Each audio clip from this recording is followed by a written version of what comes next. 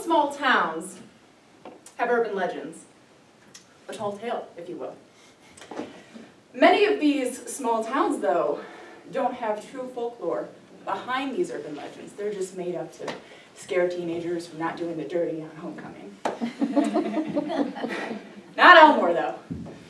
Our story takes place after the Great World War ends. Our soldier boy comes back to Elmore, Ohio. He has two loves of his life. He has his sweet, darling Sarah in her parents' country home just outside of the town. And he has his two-wheeler motorcycle that he just adores. He gets home. It's a surprise to all. Nobody had heard from him in a while. He sees that on this late spring day, it's about to rain. The clouds are heavy. The air is moist. You can feel just the storm coming. But he doesn't care. Gets on his leather jacket, puts on his riding goggles, because this is back in, the 20s, and he mounts his red Indian that he loves so much, drives out to the country. He sees that the lights are on the house. He knows that somebody's home.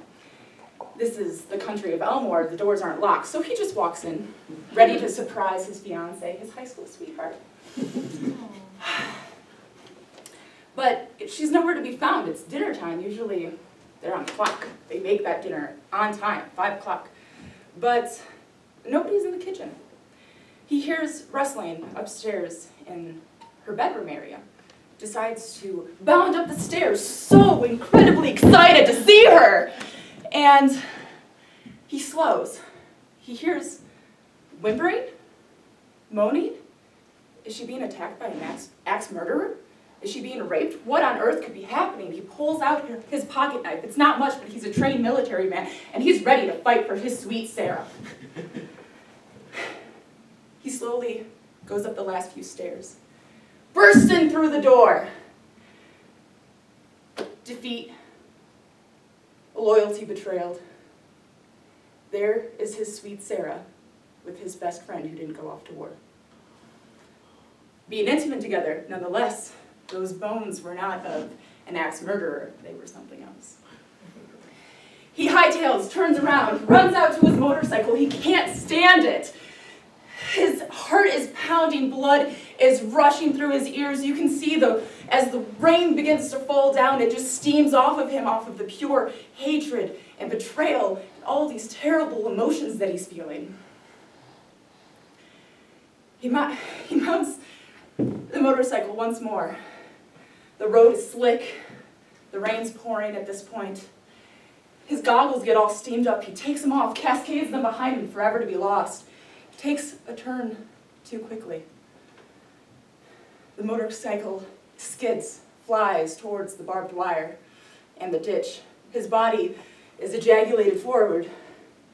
He doesn't have control. The last thing that he sees is the barbed wire, until he sees the moon circling over and over. He's lost his head. Blood everywhere, cascading down into the ditch, flowing into the little river of water that's now forming. It's said that if you go out to that old country highway and you idle your car, you honk the horn 3 times. You flash your brights 3 times. A lone, single headlight will come out on the highway, make its way towards you, and disappear before the curve. And just like Sleepy Hollow has the Headless Horseman, Elmore, Ohio has the headless motorcycle that we celebrate every September. Thank you.